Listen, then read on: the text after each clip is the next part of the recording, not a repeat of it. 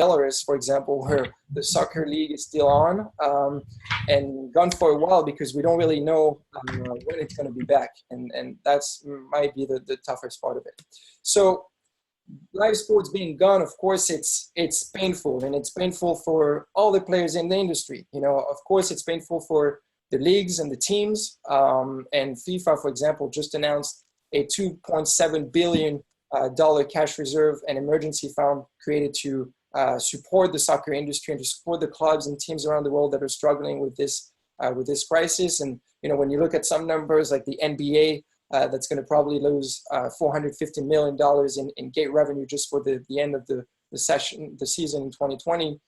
Of course, it will be painful for everyone, for the leagues, for the teams, for the media and the brands also, because what happens is that, you know, TV industry faces billions in lost ads during this sports hiatus, and you know, commercials during sports events are one of the most lucrative on earth, and so media brand will be struggling, and we already you know, saw some media corporates questioning the deals they have with sports right owners. I have the example of Canal Plus in France that's questioning the deal they have with the French LFP, the Professional Soccer League, questioning, you know, the next payment, the next amendment that's due next month, and that's probably not going to come because there's just no live games. Of course, brands also will be struggling, and with that, the sports organizations, because you know, if you're an airline and your planes are down, then and the sports are down, well, you're going to pay a sponsorship that has no more value because the exposure you get is very much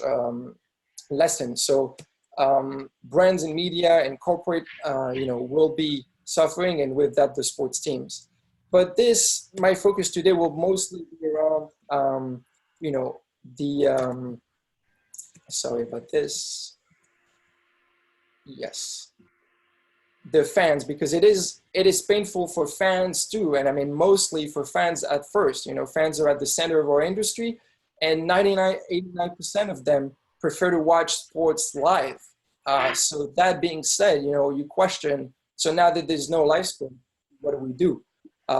It's painful also because, you know, without live sports, most of them are just, sports is so important in our lives, in our communities, that, you know, if you take the example of a Liverpool fan, he will probably not be able to see his team winning the championship for the first time in decades this year. Well, he was very excited about it. The guy that, you know, planned a summer trip in Japan, attending Japanese league games, and then traveling to the Euro 2020 in Europe, and then going back to the Tokyo Olympics, is probably not going to have the summer of his lifetime now that the Olympic Games are postponed to 2020 and the Euro 2020 canceled. So we have, you know, and examples of that, depression from fans all around the world has been very widely covered. So the question now we can ask is, now that there's no live sports, you know, what are fans and sports fans now all doing? And the answer to that question is that, just like the rest of us, you know, they're probably online, first on social. You know, we've seen increase of 7% time spent on Facebook, Instagram, and all platforms around the world. And so, of course, they're also communicating. You know, you have this group video chat at the house party that drove $2 million in 1 week just in the UK. So they're all very much connected to each other. They're also consuming content on the web, online. You know, this 90% is up of web consumption, up from 2 weeks ago. And then they're also learning, you know, trying to find this time as an opportunity to learn new things, to engage with meditation apps or other sorts of topics. And then, of course, they're, you know, playing video games, playing esports, creating also. And that's, we'll see later that this is the very much new characteristic of the fan today, is that they're not only consumers, but also creators.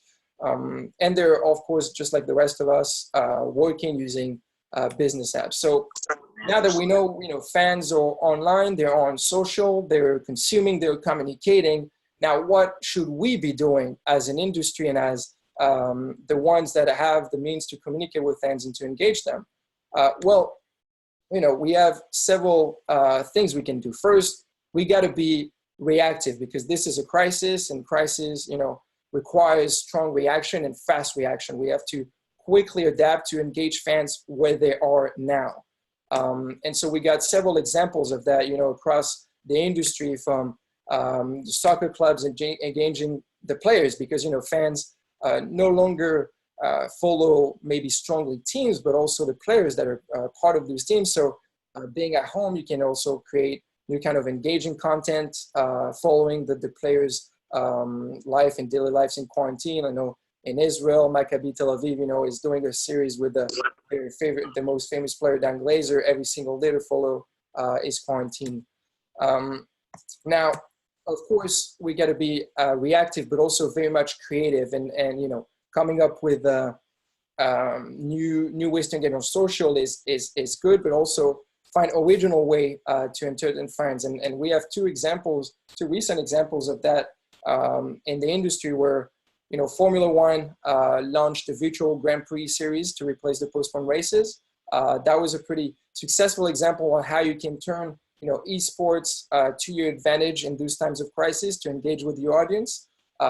It seemed like they're able to use the platforms where the fans are, YouTube, Twitch, Facebook, and recreate the atmosphere and the feel of an actual sports experience that you feel very much engaged with. And just recently, I think it was 2 days ago, the ATP Tour unveiled a new product as a virtual tennis product notably for sports bettors. So they partnered with the IMG Arena firm to create this product, and also I think Sport Radar has been creating something similar, to recreate the field of sports to engage with in from the betting perspective. And it's very important. Actually, a lot of sport bettors have expressed the feeling that they're just missing that too much, and that they need this kind of virtual products, and that could be a successful creative way to engage with that audience. And of course, the third point is really to take this an opportunity. It's of course a threat to our industry, and we're going through tough times, but also takes that as an opportunity to innovate. What does that mean? It means first to take the time, to update yourself on who is it that really you're talking about when you talk about fans. So understanding that before even the crisis of the coronavirus, we were, in changing times, and that the fans that we have that we dealt with for decades is now changing. And if you look at the evolution of fans around across time, you see we started back in the debuts of sports with a local fan that supports, very much local team, with being involved in a local community that was very much only a consumer that followed team, that really cherished the wins over anything else.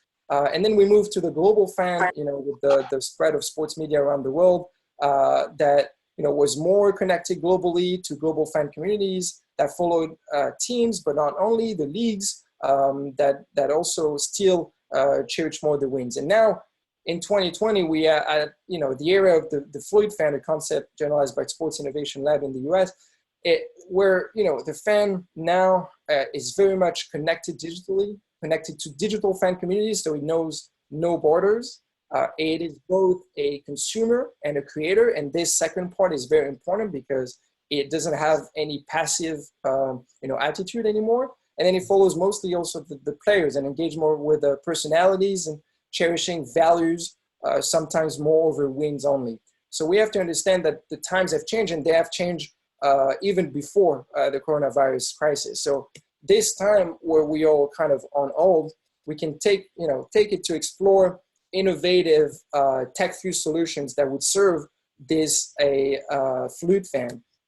So think of fan-first content. Think of the fan knowledge. What do we know? How do we can activate it? How we can monetize them? Think of fan-owned sports experiences. To go align with this creation side of the fan that's been coming up in the last years. And then, of course, think of analytics that could also serve the fan in a better way. And all of this powered by a technology and the rise, and we'll see many of those. I'm not going to get too deep into those solutions because we have a great lineup of speakers that will actually deep down into this kind of technologies and applications of those technologies for fan engagement. But progress in AI, broadcasting capabilities, blockchain, virtual reality, create a bunch of new opportunities to create new fan experiences. And we should take this time to explore those solutions. And this is what we're doing. So, all of that to be ready tomorrow, because, the game for sure will be back. Live sports will be back. But we have to understand as an industry that the way we used to conceive fan won't. And he won't because he wasn't even going to be back. But this crisis acts kind of an accelerator of this strong move that we've been witnessing over the last years. So at Colosseum, we're based in Israel, in Tel Aviv, having global offices in New York City. We're here to help. We're here to help with this series, of course, to spread the know-how, spread the knowledge. We have 2 products. One is 2 of them are going to be up very, very soon. We're going to launch more initiatives.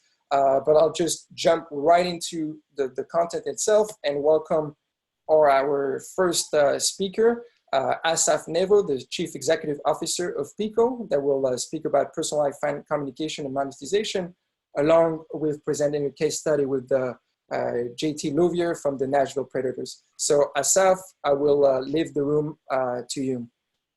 Thank you, Tim. I'll try to share my screen and hope it will work good.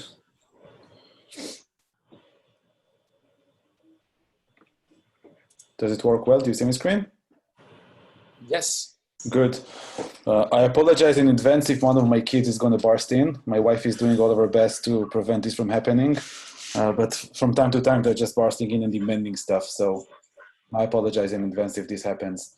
I think I want to make sure that I would use the great build-up you've done with your beginning, and to give you a quick overview of what Pico is doing in regular days, but also to explain deeper on our initiatives during the coronavirus crisis.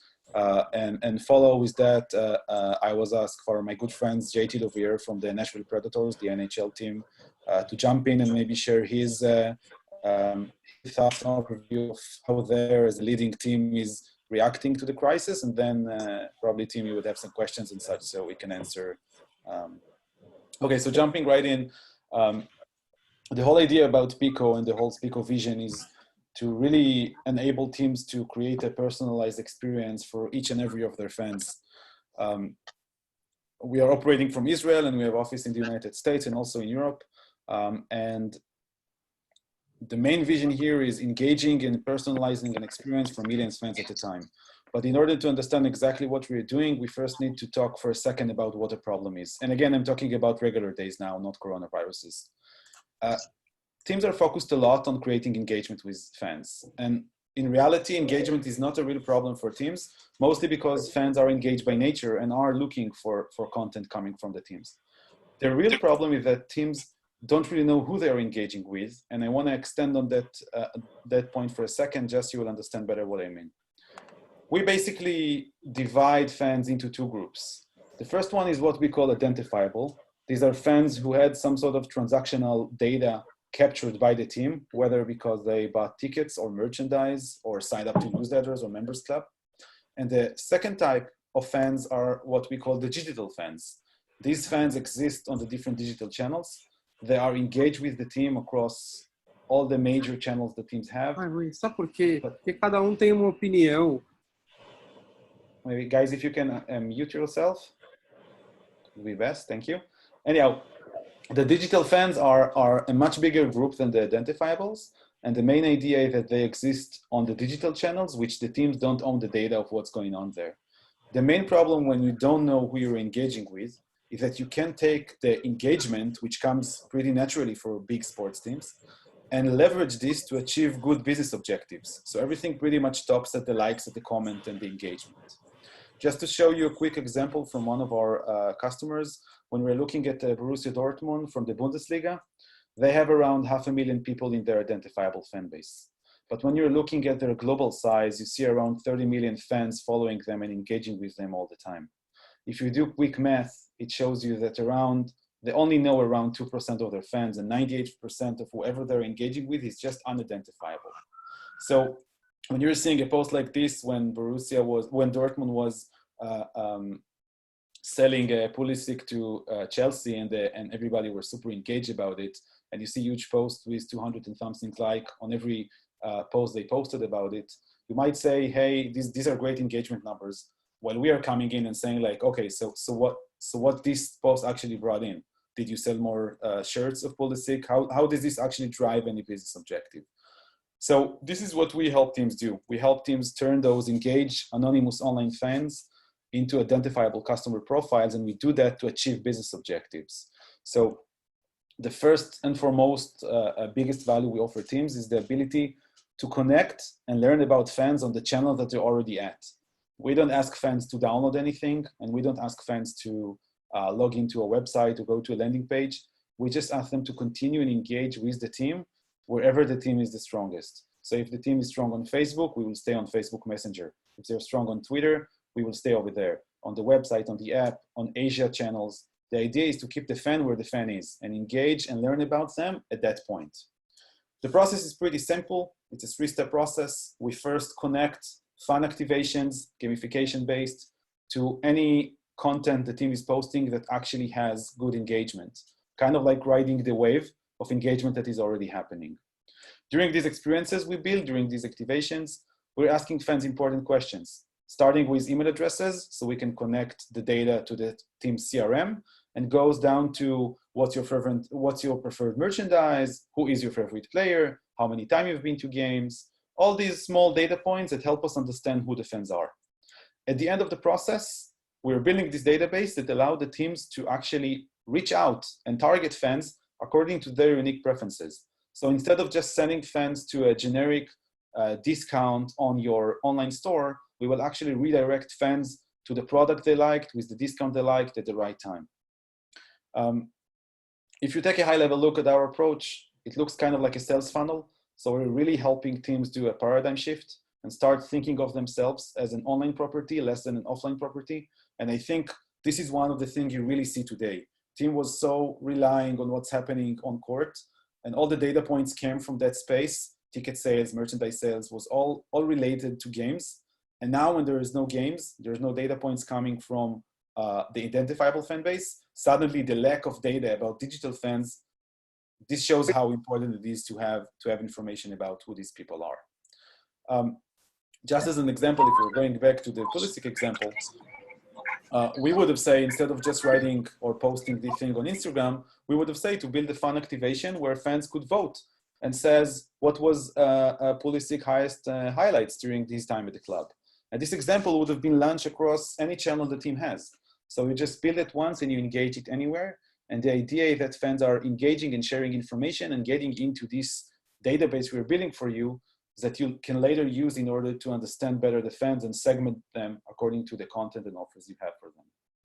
Just on a high level, we're working with all professional sports in Israel, in the Bundesliga in Germany, in the UK, in the United States. We have NBA teams, NHL teams, NFL teams. And one of the reasons we have been able to have our customers adopt our technology quick was because we were able to present outstanding results with the technology. The first metric we always measure is what we call completion rate, which means what's the percentage of people who actually started an activation, share the data with us, and end up the whole process. And we have a 90% completion rate, which is at least 3 times higher than any enter to win on other form of engaging with fans for gathering data.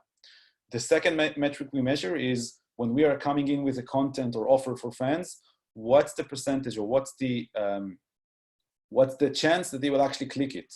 And when you're using and segmenting fans our way, you're getting to a point when 35% of your fans will actually click the offers you're sending them. Another metric on the same space is that we have almost 9% conversion rate, which means if you're pushing out tickets or merchandise to fans, we know how to segment the fans right in a way that they will actually convert at the end. In average, every year, we're helping our teams to generate at least $2 for every fan we have in our database. And this comes from all the sales we're pushing, but also from sponsorships, activations, and other initiatives we have. Like I said, this is the day-to-day. This is what we usually sell teams. This is what usually gets teams on board. Now it's different times. And using the crisis, we kind of like team, like you said, we adopted a new initiative in which we said, okay, we understand there's no games. There's a huge hit here. And we basically divided the problems we're seeing in the market currently to three main problems. The first one is that, and I think, Tim, by the way, you covered all of this, and this is the first time I'm hearing someone outside of Pico actually actually laying out those things perfectly.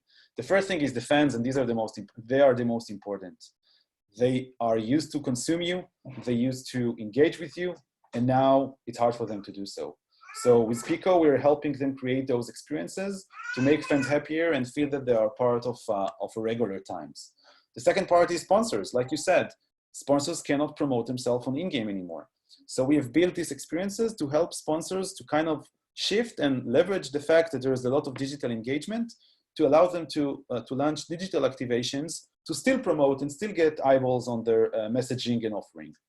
The last part is that teams are, or at least some teams, find these crises which make them a bit clueless. And sometimes they are just don't really know what to do when they can produce new content because there's no news. So we have seen teams doing a lot of great initiatives, but at the end of the day, we try to help them create those engagement that will start the paradigm shift of understanding that everything is in the data and they have to own the data in order to survive crises like this. And although we are currently in an extreme situation, we still help teams to start and build this database that forever what's going to come next, we will be able to help them taking a bit less of a hit. During the Corona crisis, we offered this to the entire market for free. We don't charge for our services currently because we understand the market situation, and we are getting on a pace of 5 to 6 new teams joining the platform every week. So we don't rest for a second, and you know, I don't want to refer this as an opportunity because it's a horrible situation, but for us, it was a great way to really put a spotlight on the value of what we can offer teams. I want to take and give JT, you know, the space to speak a bit more about the Predators and what they're doing during the crisis and what we are planning to do with them during the crisis. And Tim, you can take it then from there. Awesome. Hey, thanks everybody. Thanks, Asaf. And yeah, just like what you and Tim have already mentioned, there is a constant focus on coming up with engaging content. We don't have a game no longer to kind of bring all our fans together on. So I think the biggest thing for the Predators that may be unique is we are very active in being proactive. So we are reactive in the sense that we obviously need to share insight on people's renewals. We actually dropped our renewal campaign 4 or 5 days before that Mavericks game that kind of shut down or started the process of shutting down sports. So we obviously had to suspend that, and we needed to do a good job of using CRM and data analytics to make sure that we were being effective in how we communicate to fans, you know, what that looked like. That was a pressing moment for them. But then beyond that, how do you continue to ensure that your brand health is maximized, that you're monitoring, that people think of you in a you know, a positive light despite everything else going on? And again, what are the unique ways that you can come up with content that we didn't have before? So for us, we're doing a lot of the traditional things you're probably seeing out in social media already. Where, you know, we've built the Zoom background that fans can download and kind of put, you know, Bridgestone Arena behind their back as they're doing their work from home presentations. We're asking fans to do all kinds of things that we didn't do before. For instance, sending in pictures of their favorite ticket stubs. We are doing our best to reinvigorate our efforts with TikTok. I mean, that's a great example of us. You know, we're very, very involved with Facebook and Twitter, but, you know, now is a good time to reevaluate what we're doing with other social mediums. And that is something that's a big one for us. We were lucky enough that someone simulated the championship, the playoff run in NHL 2020, and we actually won that. So we made a good point to bring that up. And that's kind of along the lines of everything else everyone's seeing is using digital esports mechanisms to simulate games. So we're going to continue to do that as well. We are re-airing our games so that through, you know, the re-airs of those games, we can have our broadcast individuals and talent stay engaged on social media. Our PR group that's always posting during games anyways, they're doing the same thing. And then finally, you know, I'd be remiss, I'm here speaking upon, you know, the behalf of Pico and how great they've been at helping us engage with our social media fans. The narrative there is this, you know, the season ticket base that we have in Nashville is traditionally very affluent in the upper age echelon white male. And if we want to continue to diversify our brand and ensure that we are engaged and have that equity across all different demographics, we needed to continue to find a way to engage with fans and different mechanisms. And we hadn't, at the point before working with Pico, found a way to engage with fans more on the direct message standpoint and getting people to engage with us that way. So we worked with Pico throughout the season to solicit engagement regarding, the chance to win the opportunity to purchase $15 day game tickets. And that went fantastic. We had a lot of people sign up that way. And now, because of Asaf and his group, they've really challenged us to continue to reevaluate our business and say, well, you're doing these re-airs of the game. You're doing these simulations. Well, why not try to do a fan appreciation trivia through Pico to have fans engage with us that way? So that's really exciting. Traditionally, everything we've done to date has been really focused more so on selling tickets, which we all know can come with a little bit of, a struggle there. Not everybody is excited about spending a high price on tickets, but just getting people to potentially engage with us to win, a signed jersey or win various items through engaging with Pico, that's really, really successful. I think we're going to see a lot of success there. And then finally, I spoke a lot about being proactive. One of the things I'm passionate about that's been great for us is the whole organization over the past couple of days have been making calls to our fans and just thanking them for being with us during this difficult time. I took 30 calls yesterday. So we're not just having ticket sellers and service people calling our fans, we're having the whole organization back that up. So that's it for my little spiel. Very nice. Thank you so much. And I was going to ask, maybe on the sponsors activation side, maybe can you share like something you may have launched in those times of crisis to kind of bring more exposure on a brand outside of this live game sports that usually, of course, are? No, absolutely. That was a huge concern. We did a full audit of the inventory that we had committed to our sponsors. We figured out obviously where people weren't going to get that same value, and all the things honestly that I've mentioned, there is a conscious effort to put a sponsor on that. So we're in the discussions right now. We just spoke about it yesterday, the fan appreciation trivia with Pico, and we're going to speak more so on whom we want to put on that initiative. So it's kind of an easy answer in that every single thing that we're trying to do, we always have a conscious effort of putting a fan or a sponsor on it. We're not in a position of, honestly, to be frank, trying to grow the business. It's more so let's just continue to evaluate our business with our sponsors and give them proper value. So we're looking at the fan appreciation trivia. That should be a very easy thing for us to put a brand on. Amazing. Amazing. Well, listen, both Asaf and JT, thank you so much for joining us and for sharing the story. I think it was very insightful. Again, for everyone in the audience, if you have any questions, you can use the chat, and we'll also stay on the line with us maybe for a couple of minutes if you guys can. But we're gonna move forward with our second session. Again, thank you so much, Asaf and JT. Stay safe. I don't know how Tennessee is being impacted these days by the virus, but I know the situation is pretty bad everywhere in the country anyway. Absolutely. We're trying to stay safe. So stay safe and take care of the family. Thank you so much. Bye-bye. Thanks, guys. All right. So moving on, we're going to welcome Yevgeny Brenner from 365 Scores, Chief Revenue Officer, global company, global app. Many of us probably know the app, follow the scores, and is going to be conversing with Oren Simanyan, the founder of Colosseum. Yevgeny, welcome. Can you hear me? There you go.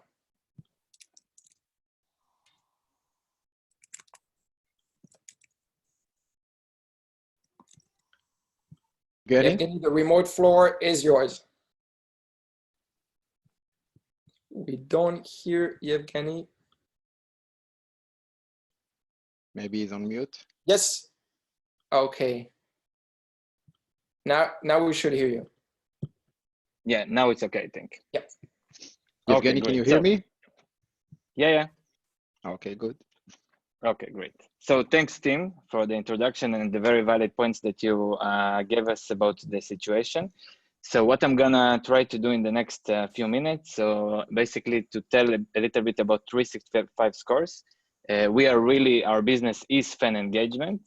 and what we are doing in these crazy days. So if start about 365 scores, so my name is Evgeny. I'm one of the co-founders. We are 4 co-founders in the company, and now the chief revenue officer.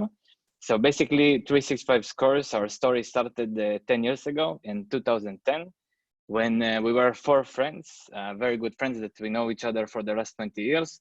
And we had like, we understand that the world missing something for sport fans. The first thing is the personalization. So basically back then and even now, when we're going to sport websites, so it's not like what I want to see, it's what the editor wants me to see. And the second thing was about push notification. We wanted a tool that will give us in real time exactly what our needs in sports. And this is why we started the 365 scores very fast. We understand that we want it to be a mobile platform. So we been a mobile company since day one. Only now we are starting to have some assets on web. But in the beginning, it was all about working on the technology, how to create 365 scores, basically how to aggregate all the different information about sports from worldwide. We are supporting 10 different sport types in 30 different languages. We have more than 200 countries. Users are coming from everywhere, right? And we have hundreds of thousands of entities in our database. So if, and I mean like we're covering all the players in the world with all the statistics, of course, all the teams and all the games. We started our, we launched the apps in 2012 for iPhone and Android. Since then, we have more than 50 million downloads. And what's amazing about it, that it's all organic. So if telling like what we do, you know, in one sentence, so we're updating sport fans with live statistics and personalized content at the most exciting moments. And the most exciting moment is the real time, right? So once, and whoever don't have 365 scores, you can download now from iPhone and Android. Of course, it's a free solution. We are a B2C company, right? Our clients is our users. And once you download 365 scores, the first thing that we want to know about you is your, what are you a fan of, right? So we're asking you, what are your top teams, leagues? What is your favorite team, right? You can follow more than one team, of course. And who are the players that you are following?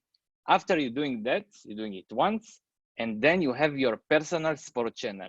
So we know exactly what is your favorite team, what do you like to know? It can be, you know, it's not only football, so it can be your favorite football team, and then your tennis player, and then your hockey team, and you have everything in one place. And if, to you know, like one thing that we are very proud of, and really explain what the fans, what the users thinks about us, it's the rank that you have in the app stores. So we are currently the most rated application in the app stores. We have more than 880,000 reviews in Google Play and more than 240 in App Store, and it's much more than the global ESPN. And you know, a lot of people like wondering how we got much bigger rank and much more reviews than the ESPN that have, you know, more than 55 million active users.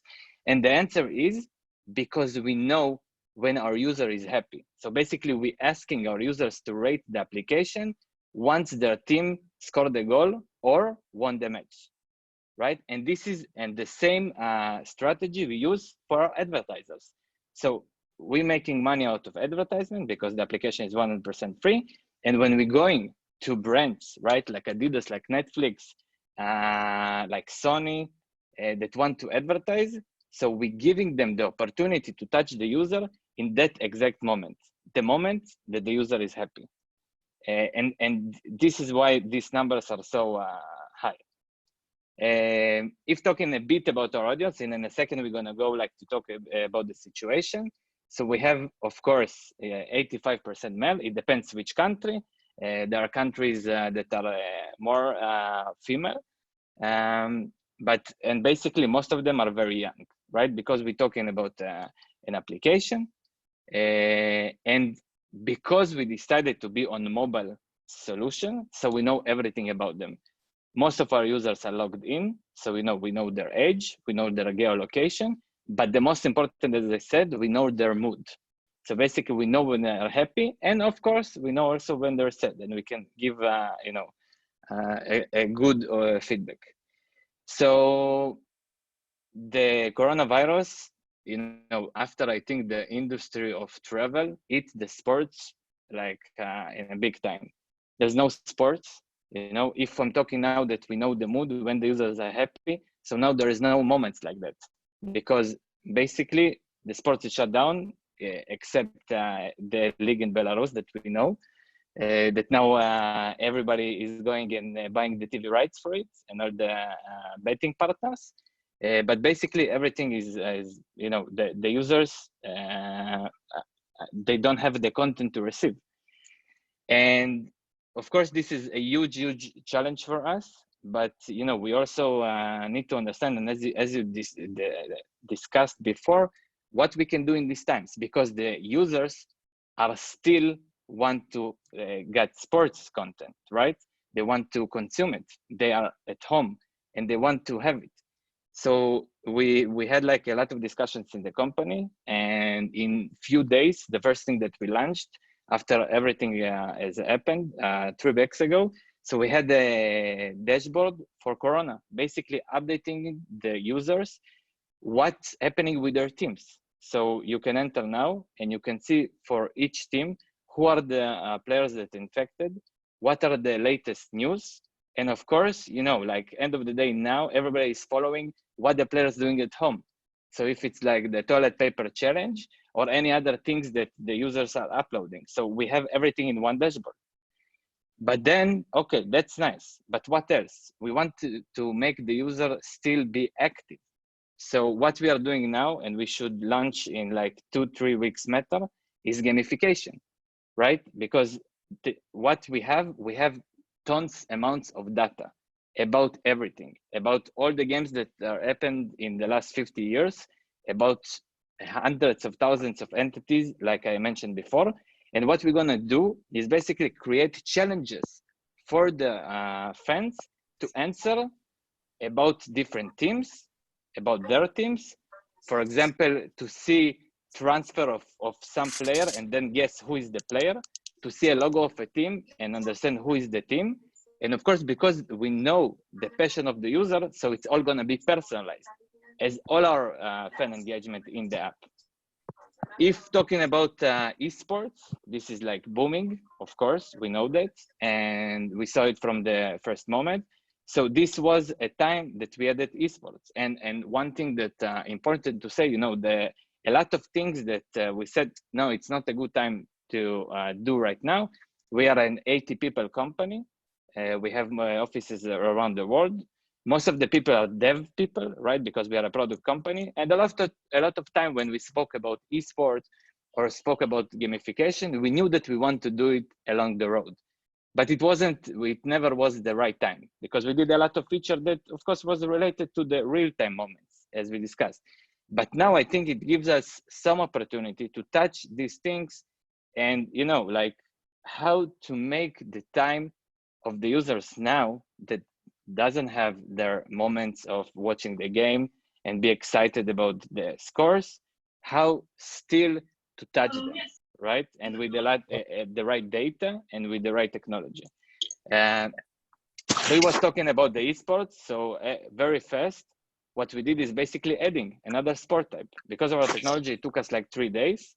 It was enable us, for example, in the beginning, there was a big tournament that La Liga arranged, that basically all the players from La Liga represented their teams. And we saw that there was a lot of engagement with these games that, in a normal day, it would never happen. So every game in 365 Scores, when you enter, you can like tell us, who do you think will win? So of course, in games like Clásico games, or big games in Brazil, because we are one of the biggest apps in Brazil, we see hundreds of thousands of votes. In this game, we saw more than 24,000. Of course, it's not huge, but it's a number that meaningful. right? So we're doing a lot of different things. And I think the focus, if I will put on two things, and you also, Tim, described it in the beginning, it's the esports that now it's only gonna grow for sure. And the second thing is the gamification. Basically, how to use the knowledge of our users, right? And guess a lot of things. The third thing that I want, yeah. Continue with the third, and then I would like to ask a question. Yeah, of course. So the third thing is basically the content. So if up until now, we were mostly aggregating content, right? The most important thing was the real-time push notification. That this is our technology. We were aggregated content from other news verticals. Now we understood that we need to own the content. We need to write the content. So we started it now in Brazil. We have now a team of 5 content writers that produce every day from 30 to 40 articles that's talking about like things, of course, that are not related to games, but related to the players and related to the situation. Please, Oren. Okay, so the main question is, if I can quote, it doesn't happen often, but there are no live matches being played right now. Check it out later. Are you familiar with this quote? Yeah. I think it's first of all, it's on the website. Yeah, Score 365, and for the first time ever, we've been experienced this this kind of phenomena.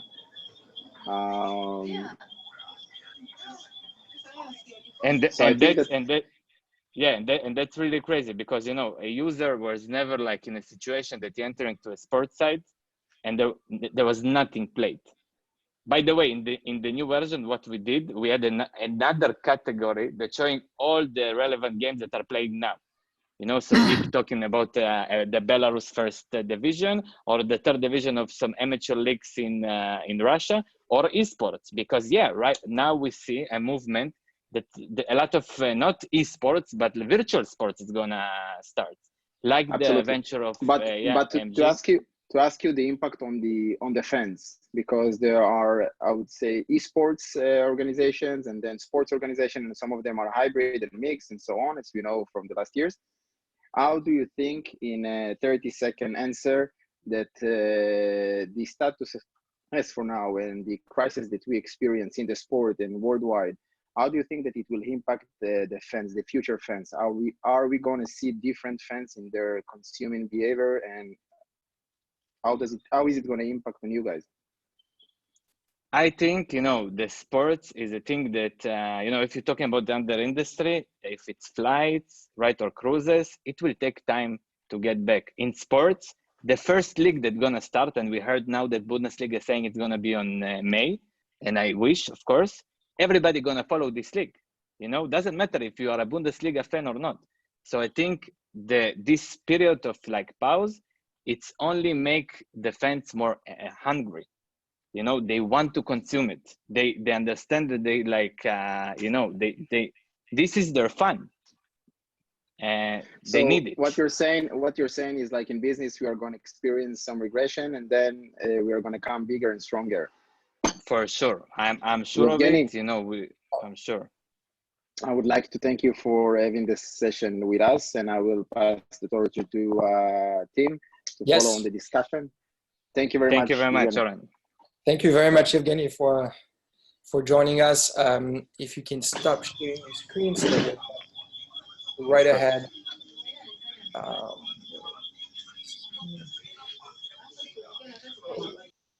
right.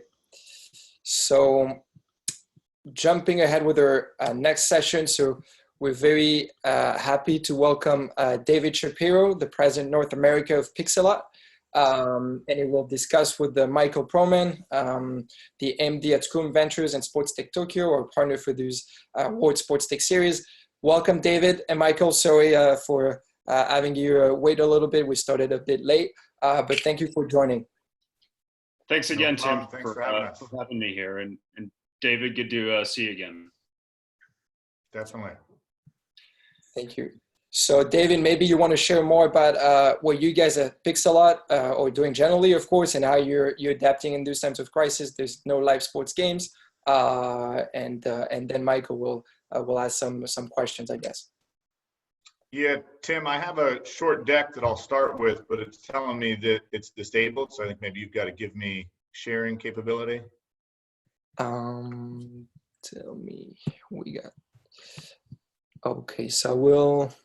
If you want me to share it, I'll do it. Oh, sorry, I will. Sorry, I will put my. Okay, there you go. You should be able to go ahead and share it. You can do it now. Yeah. And it still says host disabled participant screen sharing. Try now. Okay, there we go. Got it. Great.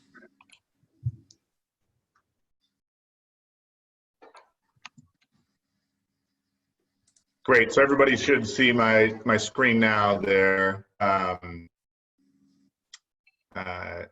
So a little bit about Pixellot. If you're not familiar, we're revolutionizing the global sports market through automated production. When I tell people automated production, usually I get a bunch of blank stares. So to put that in simpler terms, what we're doing is automating the sports production workflow. So you think about a sports production, you've got cameraman, you've got editors, you've got graphics, you've got audio, you've got producers, you've got a whole OB van, and we're utilizing AI and machine learning to make this process 100% automated.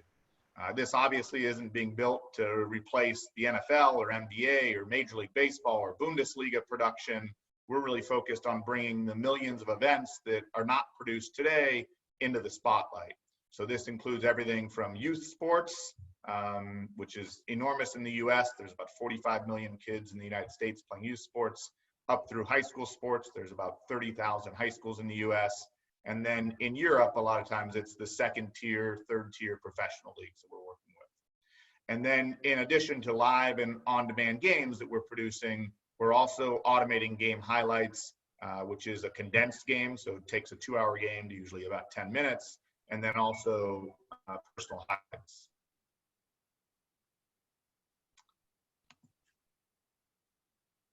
So the next slide that you see here, yeah. So sorry, if you don't want to be bothered with this sound, you can just on sound your computer, and then we'll still hear you, but you won't be bothered. Okay. Thank you so much. So this slide now shows you a little bit of what the sports production landscape looks like today. Most people have focused on the very right-hand side of this graph, which is professional leagues. And the reason they've done that is because of the cost of production, right? You've got very few events, but a very high number of people tuning into those events. So that's what makes sense to invest the large dollars in production. And so what we've done is really started to scale towards the left of this screen and bring production to the other bars that you see on the graph here. A little history and background on Pixellot. We've been around for about 6 years. Our headquartered in Tel Aviv. We're up to about 150 employees worldwide. In total, we've got 6,500 venues across the world that our technology is installed on. And the importance behind that number is that everything we're doing is based off of machine learning. So the more venues we have means the higher number of games, the 500,000 games you see on your screen, which means a better production when we're doing that many games. And we've got 14 different sport types that we're producing. Each sport has a unique algorithm for that sport. So I'm gonna share a video here, and as you're watching this video, I realized that through Zoom, the quality might not come through as good, but this was a test that we did for the NBA Summer League. And as you're watching this, I want you to think about how many people were involved in this broadcast, from the people doing the score entry, to the time on the clock, to the graphics, to the cameramen. And so since there's not a lot of feedback here on this, I won't go to the crowd for answers, but the answer to this question is 0 people were involved in this production. Pixellot produced about 50 games for ESPN at the NBA Summer League, and this was done 100% autonomously. So this shows a little bit of how we're doing this. So our camera is set up at midfield or mid-court. You've got 4 cameras encapsulated in one unit, and each of the cameras are capturing a quadrant of the field in this scenario. And so what it's doing then is creating a panorama, which we're stitching those 4 cameras together, creating that panorama, and then creating a broadcast view that's focused on where the ball and the players are. So this video on the left that's playing shows you a little bit of how the technology is working. So we're tracking what players are in action and out of action. So you've got the panorama here. The players with the X we're detecting are out of action. The players in that pink and red squares where the broadcast view is. So in a real game, this is what it would look like. This is at a WNBA game. You've got the panorama, and the red square is what the actual viewer is seeing. So that's what it's transitioning to here. I mentioned at the beginning that we're now doing personal highlights and game highlights. So this is a new thing that Pixellot's just started to roll out. You can see we're tracking each player and their numbers. So even as they turn, we're staying with that player, even when we can't see the number on the back of their uniform. So what that does then is gives us the ability to, after games, have automated highlights for each player. So it pulls about 3 seconds before each basket, 3 seconds after each basket, and this shows number 17, all the baskets that he's scoring in that game.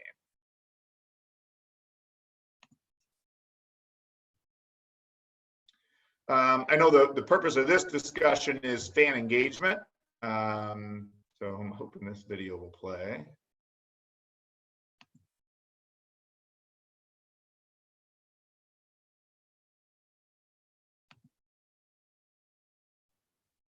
So what you'll see here is some of the engagement opportunities that we have through our application. It looks like it's having trouble showing. So I'll just talk over what it was going to show you. So in our application, you can actually have a panorama that here it goes. I'll turn on the view. So you can go into the team that you want to watch here and be able to tag plays. So as you're watching it, you see a play that you like, you can tag that play, and then all the plays that you've tagged would create a personal highlight. This is showing the panorama where the fan has the opportunity to go into the part of the court that they like. And as you move the application app or the phone, whatever device you're on, it's going to move to that part of the court. So it really gives you the opportunity, almost like virtual reality, to control and be the broadcast or the producer for the game that you're watching.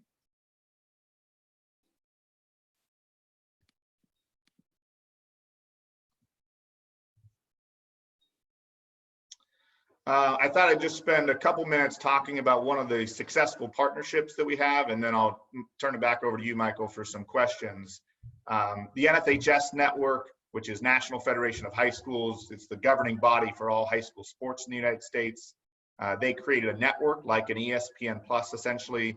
They have the rights to all championship games across 20,000 high schools in the US. So we partnered with them and are producing about 90% of the games that they put on their platform. We've installed over the last 3 years, 4,000 systems at high schools across the United States. The games are being streamed to NFHS network and are available both live and on demand. The business model that they've created around this is subscription. So families and community members can subscribe with a monthly subscription, and then they do a revenue share with the schools. I think that the important thing here to hit on fan engagement is previously the only way that fans at these games in high schools could engage is if they were in the venue. They had to go to the game, and sometimes that's not possible if you live far away from the stadium or where that school is, or if you've got grandma or grandpa in, Chicago and the game's being played in California, they're not going to see many games. But through Pixellot and bringing the production down, all these high schools now have the ability to produce thousands of games and engage fans worldwide even. The last slide I have here just shows the ramp up of what Pixellot's been doing. So a couple years ago, 3 years ago in January, we were producing about 700 hours per month of live production, which we thought was world changing and a lot and really pushing our scale. As you see on the right-hand side of your screen, now this past January, before everything got shut down, we produced about 117,000 hours in 1 month of live sports. So that's about 60,000 games. To put that number in perspective for you, ESPN, the worldwide leader in sports, produces about 23,000 games a year. we did about 60,000 games just in 1 month. So this is at scale now, and we're expanding pretty quickly worldwide. So I went over a lot. I'll turn it over to Michael now for a little Q&A. Wonderful. Thanks again, David, for taking us through that. It's always fun to see your progress and certainly see how things have evolved since Sports Tech Tokyo here this last summer. I want to jump right into kind of the question everyone's thinking about right now. And with the shutdown, talk a little bit about how that's affecting your business. Obviously, kind of being an operator, being an entrepreneur, there are a lot of fellow founders and CEOs on this call here. How are you handling this, both with your employees? How are you looking to work with your business partners during this time of a lot of uncertainty? Yeah, no, you're right, Michael. These are very challenging times, I think, for everybody, not just the sports industry, but the sports industry especially, because it's pretty much on a worldwide shutdown right now. So I think first, the most important thing is to flatten the curve in whatever region they're in and have people stay safe, both our employees, partners, etc. And I think, sports are really such an important part of our society. And so there's a big void for many of us out there. And I'd say this is all the way from the pro level to college to high school to youth sports. It's a critical piece for how our society builds relationships, how we communicate, how we socialize. So I do think sports are going to be back soon, and they're going to be a big part of how we rebound as a society from these challenging times. Yep.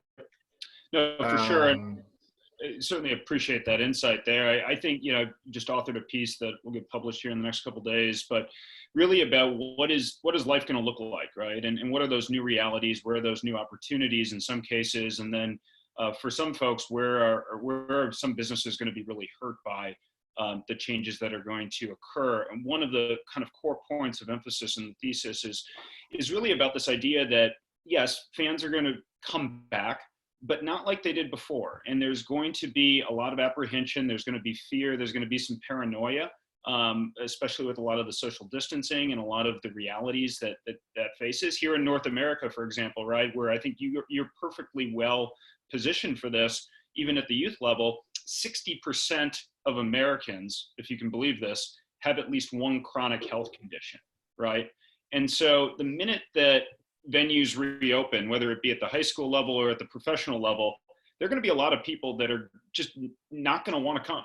And then factor in a recession on the back end of that. How are you kind of preparing for that reality of this very virtual fan base? I call it the stay-at-home economy, or the stay-at-home fan, right? The one who would much rather get the live stream of his or her grandkid playing lacrosse than going to an actual event and putting themselves potentially at risk. Yeah, you're 100% right, Michael. So I think games, practices are going to come back way sooner than the fans are. So I think some leagues will do this ghost game idea where it's just the players and referees, and then it's broadcast. But even ones that don't go and do the ghost game, I think we're still going to see less people coming in big crowds, at least for the next 12 months. You're just going to have a fear. So I think there is a safety thing here that for teams and clubs that are putting games on and coming back early before this pandemic is necessarily erased. They're going to come back when we're just on the other side of the curve, I think. And so I think there's a first mover advantage here for teams and clubs to get ready for what life's going to be when they can play again. And I think Pixellot can help there, right? You think of the typical production truck, you got 20 people in about a 200 square foot van producing a game. Obviously that's not safe. And then also you've got fan safety at hand of people coming and sitting right next to each other with 20,000 or 50,000 people in a stadium.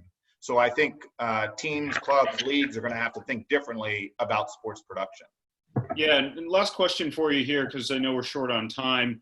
A big theme that we like at Scrum and in Sports Tech Tokyo is companies that we call it transcend the vertical, right? That speak to a core audience within something like sports, but also have applications outside the vertical itself. Have you thought about other, let's say, industries or other opportunities that may not be, you know, your primary source of revenue moving forward, but ways that you can, you know, present a solution based on what you're doing in sport? Yeah, I mean, we're not offering this yet, but if you look at how people have used our technology, because we have 6,500 systems out there, when we're installed in a arena or a gym, there's other activities happening there. There's concerts, there's graduations, there's other special events, and our technology could be used for that. That's not what we specialize in. You know, I think our magic is really the algorithm that's tracking the ball and the players and creating this broadcast view, but it's also just live streaming in general. And so I do think that our technology can transcend into other industries like concerts, where people aren't going to come and be able to use that as a production resource. Yeah, I think that's a really good point. So it's fun to see your progress. Obviously, looking back, you know, over this 3-year journey, I love looking at that curve, right? And I thought we were at a pretty high point this past August and September when I look back at those numbers, and then you've totally blown that away. So look forward to getting back in touch and obviously watching your progress here as we get back on the court and on the venue.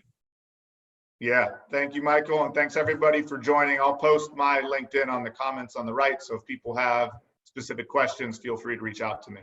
Thank you so much, Dave. Thank you so much, David and Michael, for great insights. Definitely was very, very interesting. Thank you so much for joining, and stay safe. Thank you. Thank you. Thanks. So moving on, guys, what a great session with Michael and David. Moving on, we got Ophir from LiveU with their amazing live video streaming technology that can be used for fan engagement. And I believe Ophir has a very interesting case study to share with Chinese Tencent around the ice skating championship. So very looking forward to hear that. Or Ophir, are you there with us? Yes, I'm here. Hey, nice to see Hi, you all. Ophir, how are you? Thanks very much for having you here. That's really cool to see that this session going on, and as always to see, you know, Coliseum organizing such a cool activities here, and thanks for inviting us. It's also nice to see some familiar faces. Michael, good to see you. It's been a while. Michael Perman. Yeah, absolutely. Cool stuff. Cool stuff. Yeah, so what I like to discuss now is about LiveU, who we are, what we do, and what we've done recently within this COVID-19 period, something that we are all experiencing quite heavily. So just a little bit background about LiveU. We are experts in live video transmission. Okay, we are transmitting video from point A to B in a high quality way, in the best way possible. We have over 3,000 clients worldwide. We are working with some of the biggest sports brands in the world. We're working with the right holders, sports federation, associations, sports broadcasters, sports production companies. LiveU was established back in 2006, and since then we are thankfully growing exponentially from year to year. We are covering all types of sports. Of course, our core technology coming from the news broadcasting world, and we're transforming into sports about 3 years ago. We are doing, again, from football, soccer, rugby, football, American football, cycling, Ironman, everything that you can think of, we are doing that. Just to give you a little bit of a feeling what LiveU is actually doing. So normally when you are looking at live transmission on a venue, you will see like a big Obi track with a satellite dish on top of the Obi van. And that's basically the satellite dish. We are replacing this satellite dish with this small backpack, basically. Same quality, and I will discuss it in a minute. So the LiveU technology, as I mentioned, is just, you know, transmitting the video in the highest quality way. We have a patent technology that it's called LRT, the LiveU Reliable Transform. It's our capability to bond several means of communication. So it's cellular, LAN, Wi-Fi, any type of communication, to bond it together and basically transmit it from point A to B in the best way possible. And of course, on the highest quality and reliability, we do 4K, Ultra HD, especially now that the network is evolving, you know, from 3G to 4G, and now we are going to see the 5G coming in. And of course, you know, as this session is about fan engagement, we have a lot of fan engagement tools. We see that there is a huge demand these days about, you know, personalizing the content. It's not just about providing the content. It's about also to know how to personalize it. And we have different type of tools that we are enabling to do it. Of course, we are also a global company. We have over 300 employees worldwide. And we are enabling basically to implement a huge projects worldwide. One of them is the Wings for Life World Run that we are doing with different partners. And one thing which is becoming more and more crucial these days, and I'm happy that we are presenting this presentation after the very nice Pixellot presentation, is discussing about wireless remote production and why it is important these days. Okay, just to give you a little bit of background, what does it mean, remote production? Okay, in order to engage the fans back home. Basically, if you are looking at a traditional broadcasting production on site for any type of sports event, you have the cameraman transmitting it into an obi van, and all the team basically is on site. You have the cable people, you know, you have all the producer, floor manager. As David mentioned before, you know, you look at productions and there are like a couple of dozens of people involved in that. And in order to eliminate it, the new concept of remote production was actually introduced. And the only thing that these days you need in order to create a high quality production, which is really top production, is like a cameraman with a LiveU unit on the field, in the field. They transmit the feed over to an MCR, to a studio, which could be anywhere in the world, doesn't have to be on site. And then they're doing all the editing, adding the graphic layers, audio, and whatever has to be done. And then, of course, doing the distribution to the different platforms. Okay, and that's basically the concept of remote production. And why is it important these days? I will explain it with a use case that we actually did about 2.5 weeks ago in China, in Beijing. There was supposed to be the International Skating Union was supposed to do the World Short Track Speed Skating Championship in South Korea. Due to the situation, of course, they decide basically to cancel the event. The China Short Track Skating team decided to go ahead and basically implement the simulation game of the International Skating Union Championship. They've done it in Beijing. They appointed Tencent Sports to do the production, to be the host broadcaster. So therefore doing the production, and then of course also the distribution around the world of the feed. The organizers of the events, of course, decided to do it behind closed doors. It doesn't make sense to have crowd in such a situation. And of course, they also asked to minimize the amount of people involved in the production and in all the implementation of the event. So that's a little bit of background about the event itself. And then, of course, the production itself, the production team decided to go ahead with the remote production, as I explained you. And the only thing that they need to do is basically send 4 cameramen with a LiveU backpack to the field and implement this entire concept of a full production in a really top quality way. They had the 4 cameramen with the LiveU 600 HEVC unit, and they transmitted over the 5G network that we had on site. So basically, practically, they had no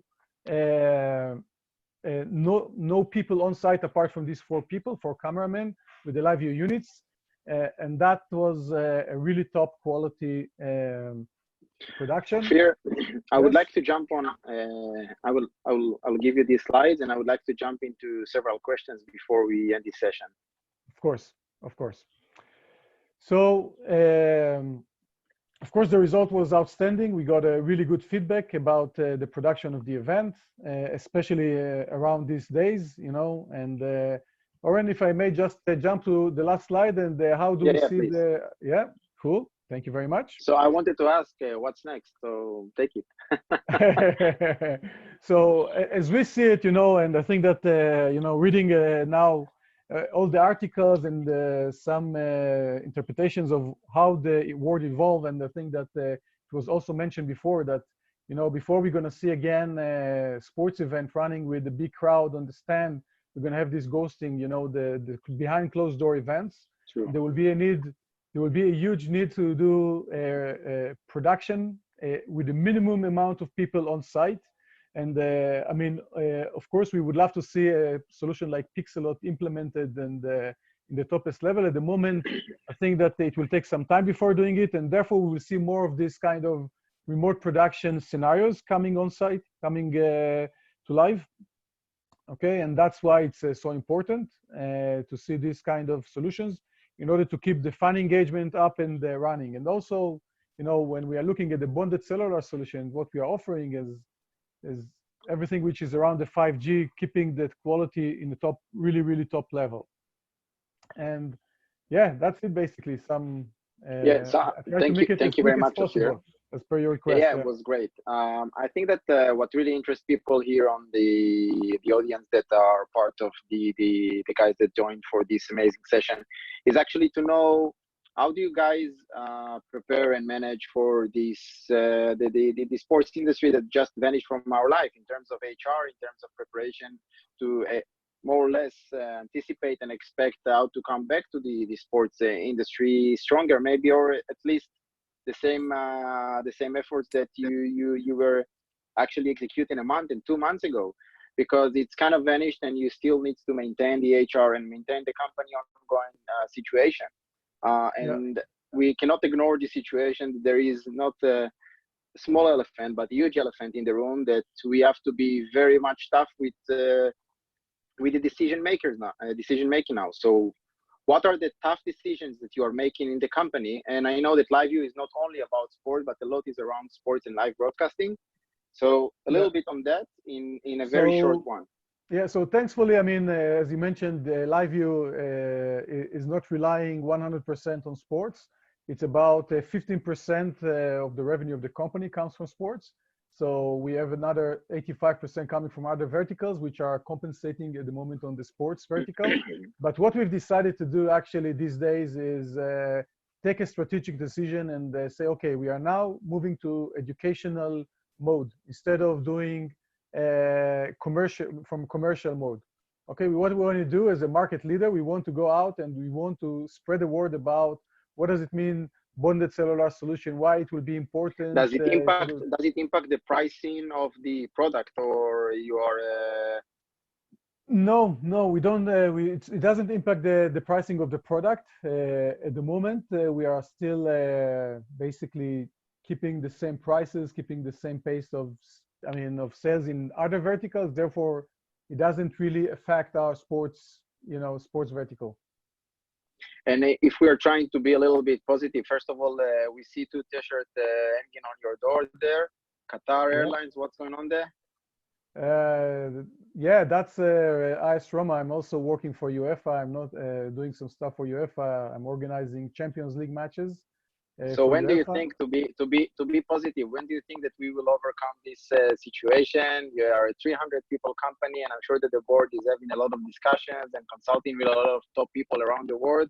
When are we expected to see live matches according to your exposure and experience? And of course, we are not Trumps, but maybe you have any good So first of all, we see some leagues, you know, in Asia, for example, start to come back. Like for instance, in Korea, the baseball league. We're going to basically to unveil a certain thing that we are doing there at the moment. in South Korea. So there are several matches now up and coming there.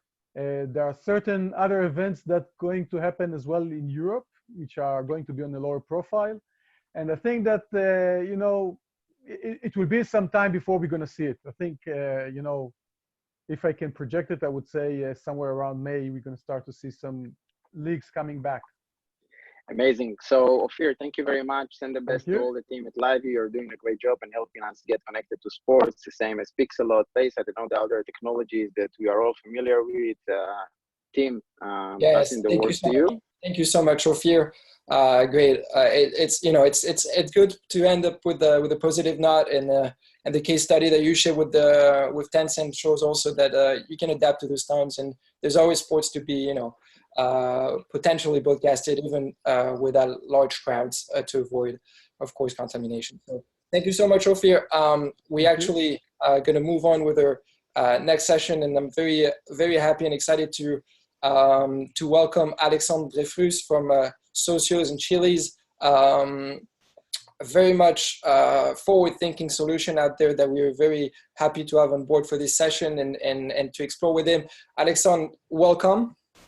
Thank you, Timothée. Two French guys talking in English, speaking in English. Yes, I know. That's the that's the joy of it, and very happy. We have an international audience with more than, I think, 30 countries represented in the audience. So of course English is the language, but I'm sure the conversation will be more interesting that way. So Alexandre, first questions I'd like to ask you, because we've seen the name Socios.com, Chili's a bit all around, and I know you've done some PR around your major partnerships lately with the FC Barcelona, with Paris Saint-Germain. I'd like to ask you first, maybe to tell us more. All right, you see, you got the shirt even. Yeah, Chili's, very nice one. So I'd like to ask you, maybe tell us a bit more about your journey, coming from the blockchain type of world into the sports and entertainment industry, and how also you managed to onboard these teams and kind of educate the market around what you're doing and grow as a company. Sure. I can even share for once, I do have actually a sort of a presentation that can support a little bit what I'm explaining. So if you let me share with the software. Tell me, okay. You can share now. Thank you. I want Acrobat. Funny enough, in this, thanks. So long story short, obviously, I'm French.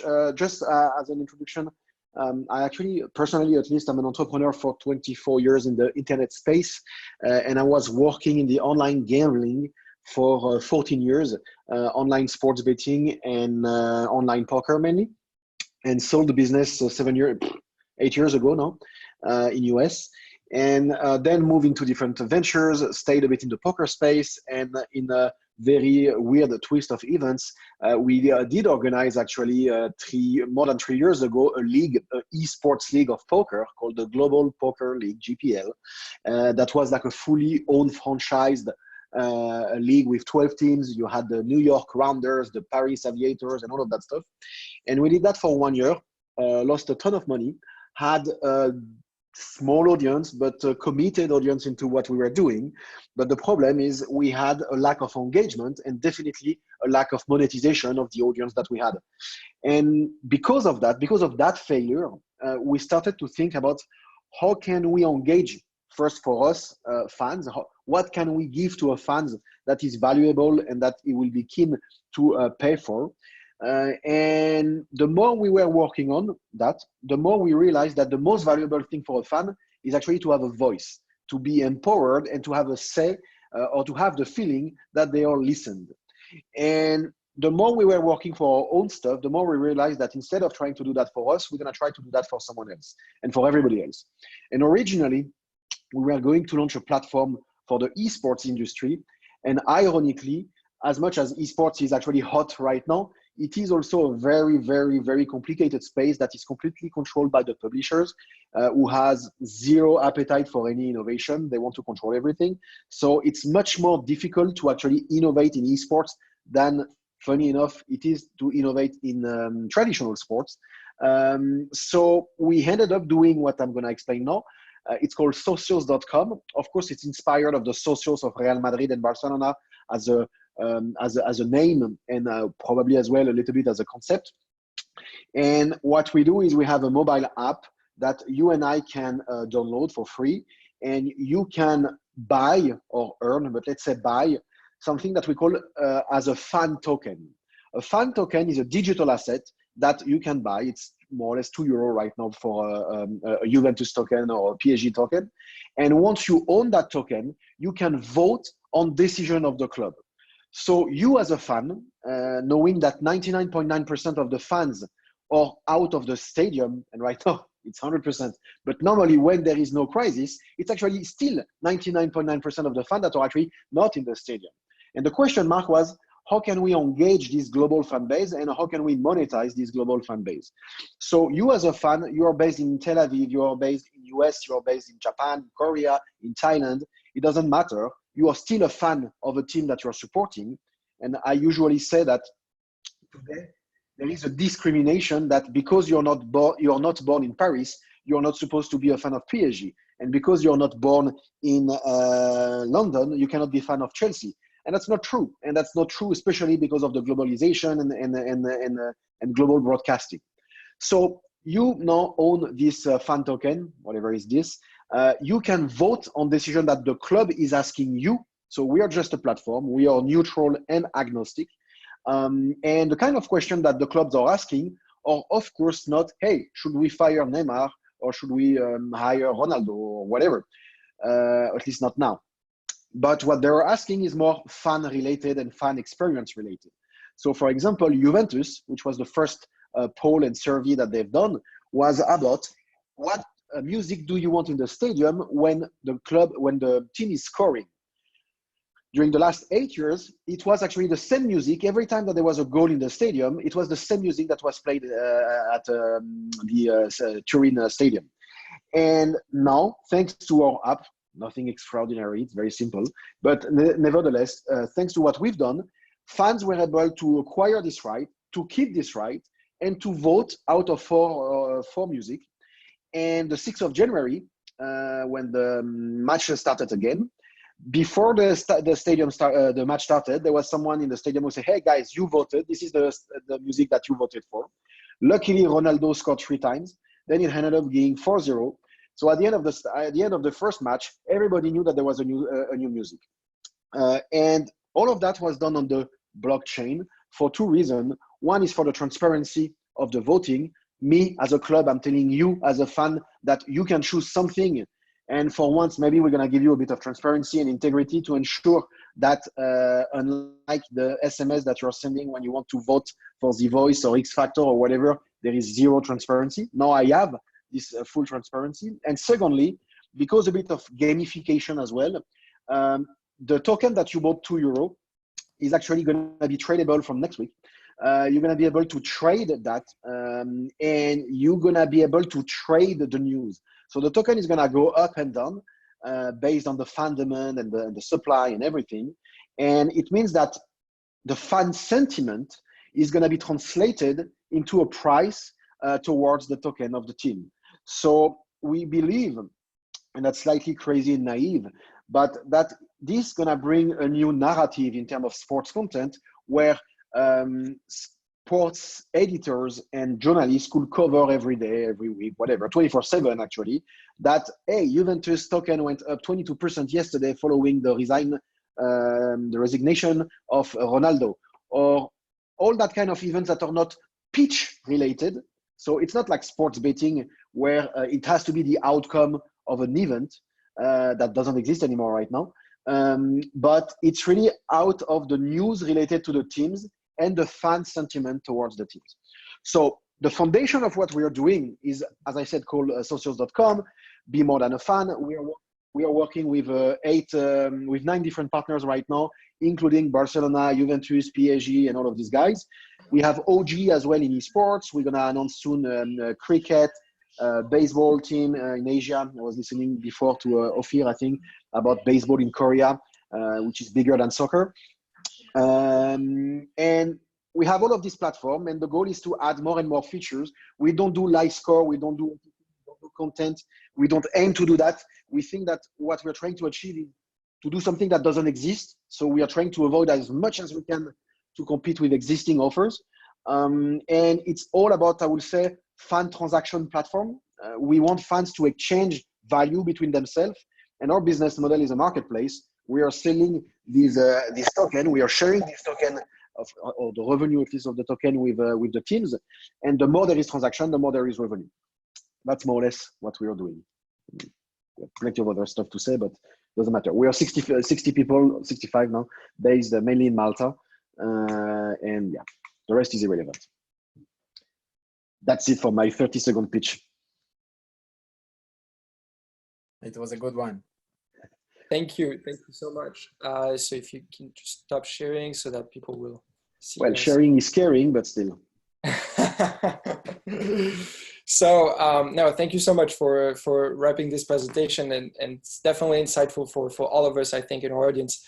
Maybe my next question is around maybe the vision you have of the fans, and the evolution of the fans. You've been in a space of sports and entertainment for about 20 years. And you said at one point at the beginning of the presentation, you outlined that the challenge was really to engage the fans that you were having on poker, on any other sorts of entertainment. What do you think is specific to the sports fans, and what kind of engagement techniques or tactics should be used to engage specific sports fans? So I mean, over the last couple of years. Yeah, I watched a little bit before the sessions, and what we all know, I mean, there was before the last 3 weeks and after the COVID, I mean, after the crisis. I don't know how we're going to call that. I mean, I guess the pandemic. So before, we knew that fans were craving to engage with their teams, but their teams didn't, excuse my French, give a shit about it, because they were making enough money out of sponsoring, advertising, ticketing, and merchandising. Unfortunately for the teams, now they're going to have to listen a little bit more to the fans, because the fans are still here, even though there is no matches, even though there is no, even though they may not attend in the stadium, they are still there. And I do believe that this very sad event that is happening right now is gonna, hopefully, and at least it's our narrative, but is gonna push teams to connect a little bit more with their fans, and especially global fans, because when you cannot make any more ticketing revenue out of your stadium, because as the guy said here today, and we believe the same, it's gonna take many months before we go back to a normal situation. And what is normal? That's the question mark. So the club's gonna have to engage more with their fans that are either in their city but cannot attend the match anymore, and their global fan base as well. And so there will be more and more competition for that. In our case, the way we want to try to play that is the following: so we have this voting and influence. In a way, we're trying to make each fan an influencer of the teams. Everywhere you are, you can be a fan of the team and you can influence it. But then we're gonna try to develop features around that are gonna be released in the next few weeks and few months now. The first one, or one of the first, is I know that Timothy is in, I don't know where you are in US, let's say New York for the sake of it. So Tim is in New York. That's the first information I have out of you. You have 10 tokens of Paris Saint-Germain because you love Paris Saint-Germain. You voted on every stuff that we were doing. And you are also participating to every other community and other features we have. Thanks to this 4 information, I can create a formula and I can eventually rank you.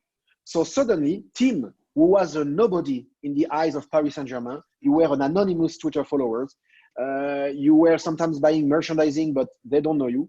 Suddenly, you can be recognized and potentially awarded as an official super fan in your home city. And suddenly, in Thailand, in a second-tier city, I can be the most influential PSG fan in my home city. This is priceless, and this is scalable everywhere in the world. So that's one of the first things we're gonna do. Is gonna try to recognize fans and reward them. I mean, award and reward them. Then, and that's gonna come also with silly stuff like chat. We are launching, hopefully in a month-ish, chat rooms, which again, we don't invent chat rooms, but the fact that you and me are Paris Saint-Germain fan, and because we bought this fan token 6 months ago and we never traded it, It gives us kind of a legitimacy and authority and an authority fund since 6 months. We're going to have access to VIP rooms and chat rooms that are just between us. And because we're not going to be able also to go to stadium together, we also going to give you like a walkie-talkie kind of features where I can scream at you on the sofa, even though we are not on the same sofa. But then the next stuff we want to try to build is transactional-based features. One of the things we announced now a couple of weeks ago is a Visa card. So we're going to have like a Socios.com Visa card that you can get from your phone, but you get delivered. And it goes back to the business of football teams. Is football teams makes millions out of sponsors, or used to make millions out of sponsors, but sponsors who, before the crisis, we are looking at branding. Now they're going to look a little bit more about activation and how they can monetize that and how they can justify the ROI of this. And how can you do that when you do branding? You cannot. So one of the things we're going to do, I'm going to take Paris Saint-Germain as Juventus as an example. Juventus has Adidas as a main sponsor, as an equipment sponsor. What you're going to do now is you have a Visa card. The more you spend with your Visa card, the more you're going to get rewards, like your American Express miles, the more you're going to get rewards towards the team that you are already supporting. So because I know that you're a Juventus fan because of the fan tokens, and the more you own, the more benefits you can have. The more you spend with your card, traditional money, fiat money, the more you can get rewards. But it can go further. If you spend with your Adidas shop something, which is the sponsor of Juventus, then you can potentially get more reward and get more points and get more benefits. And that's true for every single sponsor of every single teams, including the bottom of the league and the smallest sponsors that's going to start to look at activation. So what we are trying to achieve here is to try to connect club sponsors and fans, and connecting the transactional element into that. And that's more or less where we believe we can bring value technology-wise. Amazing, yeah, because I remember I think you shared some of your thoughts around the crisis on LinkedIn a couple of days ago. Yes. And you qualified the current times as both a threat and an opportunity. And the opportunity side, you're highlighting that there is, the activation around sponsors and to think creatively about how to activate sponsors. And I think going back to to the presentation of Pico and with the case study of the Nashville, you see this kind of creativity around the sponsors activations. And then the second one was diversified fan engagement, which I think you outlined in this way to find different channels and also be where the transactions happen. And that from that comes my second question, was more related to your technology. So, we all hear about blockchain, but it sounds more like a buzzword for us. Currently, as technology for you, be the actual leverage to push your value proposition to your audience of fans. So again, indeed, blockchain can be used in a very buzzy way, and sometimes you have to be also opportunistic on that. But in our particular case, there is a couple of elements that are relevant for what we do in the blockchain. More than a couple, of course. The voting, which is the foundation of what we do. Actually, first one is the digital asset. This Barcelona fan token that you own in your wallet, in the app, on your phone, is technically a digital asset. Legally, actually, a digital asset. It is on the blockchain. There is not more than 20 million, let's say, which is transparent, and you can check that on the blockchain as well. And so the first is how we issue an asset that is limited, because that's part of our model. Secondly is the as I said, the voting.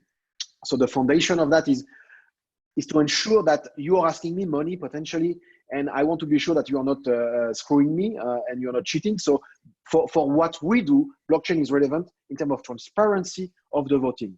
Then there is other features. I think we spoke a little bit on the phone, which I cannot disclose too much actually today, but that are more about identity management and how that's going to become a key thing in the future of the sport, at least in our eyes of the sports industry. And that, ironically, and I hate to say that because I will be the first one to say, wow, that sounds like a scam when there is a crisis and you put the word blockchain, and that sounds like just a clickbait kind of content. but yet there is actually some legitimate usage that can be used for what's happening right now. And I'm not saying that it's going to solve the virus. Huh? Just talking, I'm talking post-pandemic, how this can be useful.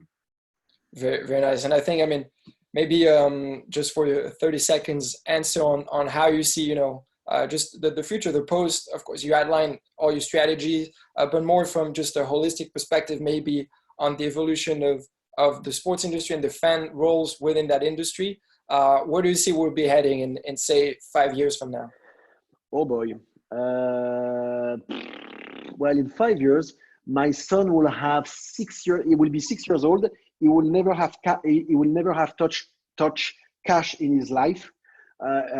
Cash will be digital. The way you consume sports will be completely different. And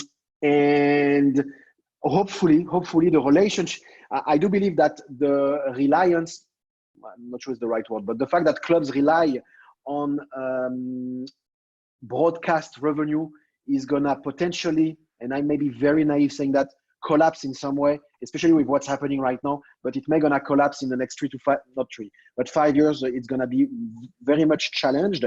And therefore, clubs have to potentially reinvent how they engage with their fans, which they can scale, and what they can offer to their fans. And you can see all the big football clubs, Barca, who exposed recently their digital strategy, and they can afford it, but smaller clubs cannot. So you're going to have also a disruption. And I see that as we are sponsor of 9 clubs. It's, I guess, beside Qatar Airways and Adidas, Nike, we are probably the only stupid company that is paying so much money to be partner of all of these clubs. And we realize the difference between there is Barca and some others, and some other clubs we are working with. And I do believe there is a lot of opportunities for everybody here in the Zoom, for us, of course, as well. But it's going to be through the technology, yeah, for sure. Thank you. I mean, we're all, I think, aligned with that vision that innovation technology will definitely help, build the solutions of tomorrow. It'll be just very instrumental in the way these solutions evolve. So thank you so much, Alexandre, for joining us. It was very insightful. Again, I put my LinkedIn as well. Inspired by Ophir, I put my LinkedIn on the. To reach out to him, and we will also share a report with more information about those companies and features of those companies. So thank you so much, Alexandre. Take care, stay safe. I know in Malta, is there a lockdown in Malta? I don't think so yet, right? No, there is a lockdown. Actually, we don't have any more plane. You cannot come or you cannot leave Malta right now. So we are literally on an island, except that it's not deserted. But in all fairness, Malta is a bit easier than most of countries because it is an island and because now it's closed borders since like 3 weeks. So we have like 200 cases, 0 death for now. And we will probably handle it a little bit better because it's smaller, but we are still stuck on an island. Let's see how Malta becomes the standard of the sports world then. Thank you. I think so. Thank you so much. Have a good one and stay safe. Thanks. Bye-bye. Jumping onto our next and final speaker, which actually it's funny because we spoke a lot about fan engagement and technology as a leverage with Alexandre, and I think coming up next, Martin will speak more about how fan can engage also not only with the sports brands and the teams they love, but also among them. And I'm very glad to welcome you, Martin. Welcome. Hello, everybody. Nice to be with you. Quarantine in France, but with you guys. Great to have you. Thank you for joining. And so Martin, maybe as a start, not all of us here, I guess, are familiar with what Mon Petit Gazon is, MPG for the English speakers. So I presented it as a fantasy sports peer-to-peer platform. Is that an accurate way to put it? Yeah, definitely. We're a fantasy game. Back 9 years ago, it was a friend project with Ben, Greg, and I. We just wanted to develop some game that never existed before because we used to play classical fantasy game, and it was just about having some points at the end of the weekend, or it was, you were just stuck in the middle of a big ranking, so it was a bit boring for us. So we created our own game, our own recipe, our own algorithm. We invented a concept of real goal and virtual goal. And at the end of the weekend, you have like a face-to-face confrontation with your friend, and you have a goal, a score like in a real football. So on Monday, when you have your results, you have like 4-2 or 1-1, or so it's kind of different like classical fantasy game. And well, it became our job like 4 years ago. We made some a crowdfunding, which was quite successful, and we decided to quit our job because we had like 200,000 players, and we never did anything to have it. You know, we didn't have an app, we didn't have a Facebook page, we didn't do any marketing. So we say, okay, we need to stop our job because there is something happening here. And well, the story is quite cool because since then, the figures are kept growing and growing, and now we have 1.6 million users in France. On this season, we have like 900,000 active users. We make like 1.5 million euros of turnover, and it's growing every year. So we raised some money 2 years ago, and we try to develop ourselves in other countries right now.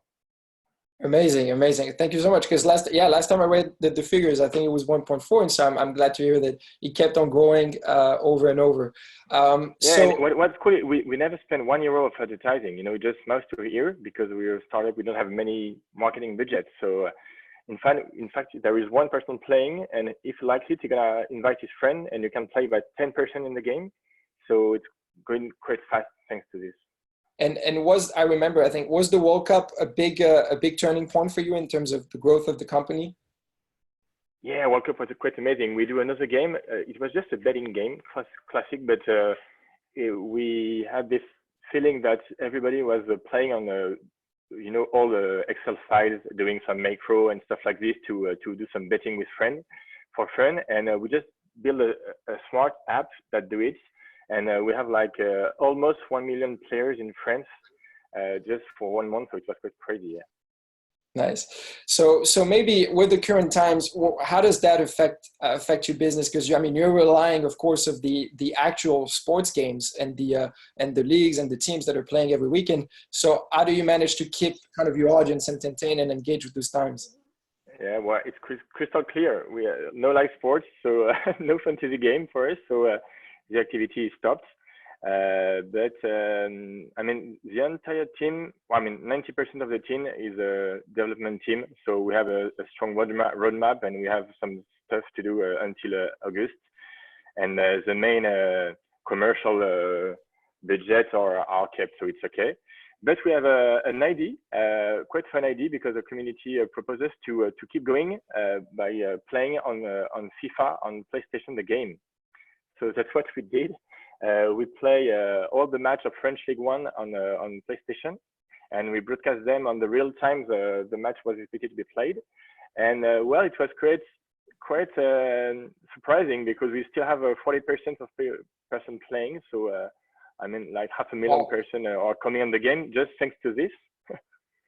And well, it's like a bit of Inception, you know, the movie. We play a real game on console. And those data of console, we put it in the fantasy game, and then it gives you a scores with your friends. So it's kind of weird, but it works.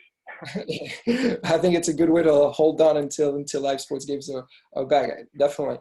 And so maybe just to share a bit about how, I mean, you mentioned different algorithms that pull different data strings to push into that fantasy platform. Has it been in terms of your journey with this technology? Has it been you know, a key helper for you to provide this experience to your fan? In terms of the way you build the technology, in terms of the evolution of it, did you add, you know, any layers over the years that made the experience more seamless, more efficient, with pulling out more data feeds? And how do you actually manage to perform this? Well, I guess we have all the tools that all the sports tech startup have, a smart app, some good UI, UX, some push notification and stuff like this. But what we're really proud of is the data part, because we have built a strong algorithm to give a mark out of 10 to each player of 6 championship in real time, you know. So for the first minute of a game in Premier League, in French Championship, in the Serie A or stuff like this, we can give you a mark, and it's based on 100 statistics for each player that we buy to Opta. And we have an algorithm that transforms all those data into a note. And this note now is kind of a big reference in France. as the note of a famous French newspaper named L'Equipe. So this is the first part, and the other part, we create an algorithm to give evaluation to all the players too. So based on the last performance and stuff they did, we give them a valuation in $1 million euros for 1,000 player. Yeah. Wow, that's amazing. So that's really where I'd say the live sports game merge with the virtual world, because you're actually like providing actual information that can also influence the way the market will be moving on the next transfer period or on the next competition. So it's funny. So maybe as kind of a wrap-up question, what's your perspective from what you've seen on your application and the way fans are engaging with sports through the fantasy part? What's your perspective on the evolution of fans in general, and then where we're heading? I mean, we had the vision of Alexandre before, and I'm very interested to hear yours as well. Yeah, it's funny as this question, because currently we're working with 70 startups in France and the consulting firm Roland Berger to release the first study in France and in Europe of the sports tech industry, and the fan engagement is clearly one of the topics. And just to be short, but the main point about the fan engagement is that fan used to be passive. He used to just watch the game, doing nothing except watching the game. And now he's really active in so many manners. He's has a second screen to rewatch all the highlights or to give a mark out of 10 to all the players. He can be a kind of a journalist because he gives his feelings about the game on the social networks. He can do a media and stuff like this. He can be a coach. He's active because he chooses some players on fantasy game when he plays against his friend. And we've just seen it with Socios. So he can decide of so many things for the life of the club. And I've seen also that in the US, there is a league of American football where you can decide everything. You can decide to be the coach. You can decide which player is going to get in. You can decide who's going to get out of the game. So now the fan is really engaged and is active, whereas he used to be a passive guy. I think this is definitely the right point to make, and it influences every single thing we do around the ways to engage fans. So thank you so much, Martin, for joining us for this session. Real pleasure. Good luck on the next moves in terms of product development for a couple of months, and then good luck on the next chapters. So everyone, it's that way that we are actually wrapping up our first episode of this web series, the World Sports Tech series. Of course, thank you to all the speakers that joined. I think it was insightful sessions. If you have any questions, feel free to use the chat app. We'll be still on for 2 minutes. Also, maybe Owen, you'd like to share a few words to our audience. I think we have more than 30 I would like to thank the team for setting this up, all the Colosseum team, Queenerize and Cluefield, to join the thanks to our partners from Sports Tech Tokyo and the amazing startups that we had today. We'll see maybe all of us together again on Zoom next week. We have 2 sessions coming up with additional partners. So again, thank you all. It's important to keep on please walking the walk, and then soon coming back to, I would say, talking the talk and then walking the walk. Again, thank you everyone. Stay safe, stay quarantine, stay home. That's the main message, of course, we'd like to share. And I think this is a good illustration that together we can move forward despite the current times. Hopefully those were insightful conversations for you and for your business. Don't hesitate to reach out to our team, Timothy at colosseumsport.com, Fernanda, Tomer that are there, Tal for conversations around Cluefield or sports innovation scouting services. So again, we'll follow up with the recordings of the sessions, with the link also to some of the companies to learn more about them on our platform Winnerize, and with the last ecosystem report where most of the companies here presenting are featured as well, to follow up on the industry conversation. Thank you so much for joining. Have a great one. Stay safe, and see you next week. We have a next session about athlete development and indoor ways to engage athletes and coaches next week on the 8th April, Wednesday. Thank you all. See you soon. Thank you very much. Thank you, team.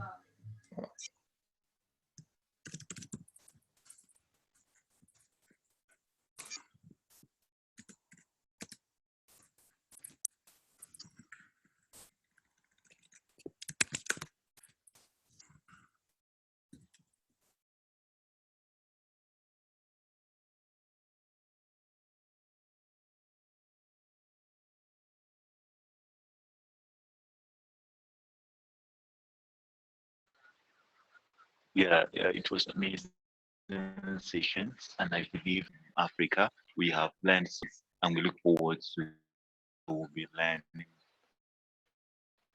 much and much and much. Thank you very much. Thank you. Thank you so much, Musa. Happy to have further conversations.